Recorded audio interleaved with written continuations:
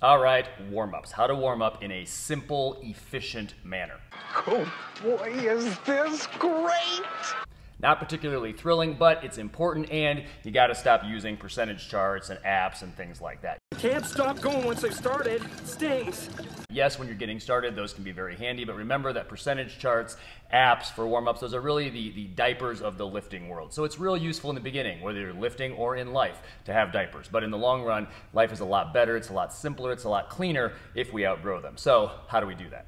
We have a couple of videos that go more into depth on how to do this, but we're just going to get into the basics and stick around for the end because we're going to give you an easy math shortcut for your warm-ups. Basic criteria. Number one, your warm-up should prepare you for the work sets. In other words, they're typically going to get heavier. They're not typically going to get heavier. They are always going to get heavier in roughly even jumps. Number two, your warm-up should not exhaust you. So we're typically going to taper the warm-ups. We're going to taper the number of reps as we go along. Something like a 5, 3, 2, 1 scheme tends to work pretty well. You may not need all of those warm-ups, but that kind of gets a template in your head. And number three, warm-ups should be relatively convenient. And this is where warm-up charts, percentage charts, warm-up apps, stuff like that really fail because they're going to give you weird numbers. They're going to give you a number like 90. And if you got 90 in your warm-ups, just do 95. It's way easier to load. You can just put 25-pound plates on each side as opposed to putting, 2 10s and a 2.5 on each side. Also, if you're using a percentage chart, that means every time your work weight changes, and it should be changing, hopefully going up, that means that your warm-up weights are going to change as well because it's calculating percentages off of that new number. So that really fails the convenient aspect. One more thing related to just general efficiency when you're warming up is that you don't really need to, nor do you really want to rest in between your warm-ups, all right? So just load the next weight, do the warm-up set. Load the next weight, do the warm-up set. Keep going until you get to your first work set. Remember that all of your warm-ups are just that. They're warm-ups. They're not terribly heavy. Just the act of changing the weight will provide enough rest to do the next warm-up. Now, that changes a little bit once you get to your first work set. So after your last warm-up, sure, now you're probably going to rest a couple minutes before you do your work set. And you're certainly going to rest for an ample amount of time in between your work sets. But for the most part, for most of your warm-up, you really don't need to rest in between your warm-up sets. All right, so let's get to our math shortcut that I mentioned at the beginning. I love this plan. I'm excited to be a part of it. Let's do it.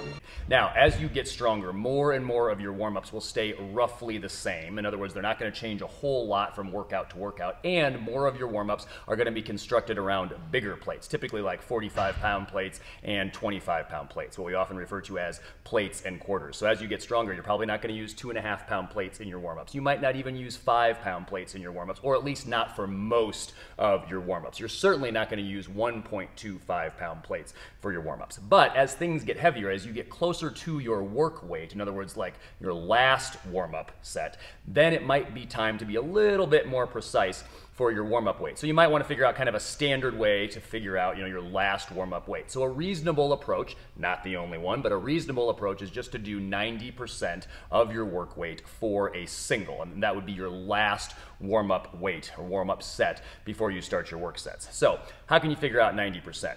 A scary math problem. Well, let's use 285 pounds as our example here. So we're going to squat 285 pounds. So we're getting started. We're going to squat the empty bar first.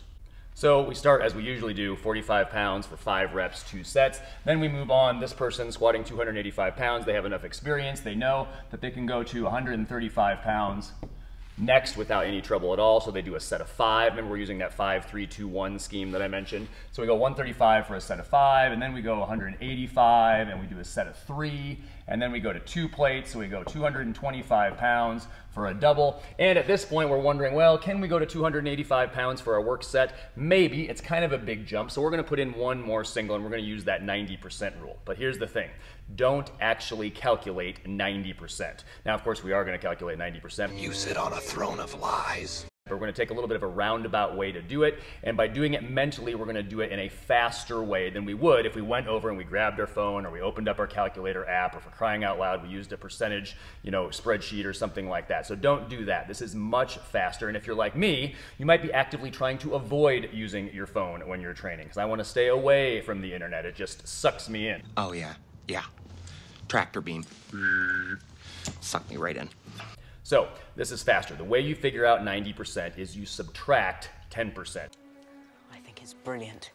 because 10% is super easy to figure out. So, and you all remember how to calculate 10% from your grade school days. And if you don't, this is how you do it. So we've got 285 pounds here, all right? So how do you figure out 10%? Move the decimal over one place. So you end up with 28.5 pounds. Nobody wants to use 28.5 pounds, and we don't need to be that precise anyway, so we're just gonna round to 30. We're going to say, all right, 30 pounds, and we're simply going to subtract what is roughly 10%. So if we say 285 minus 30, we get 255 pounds, and that is our last warm-up set.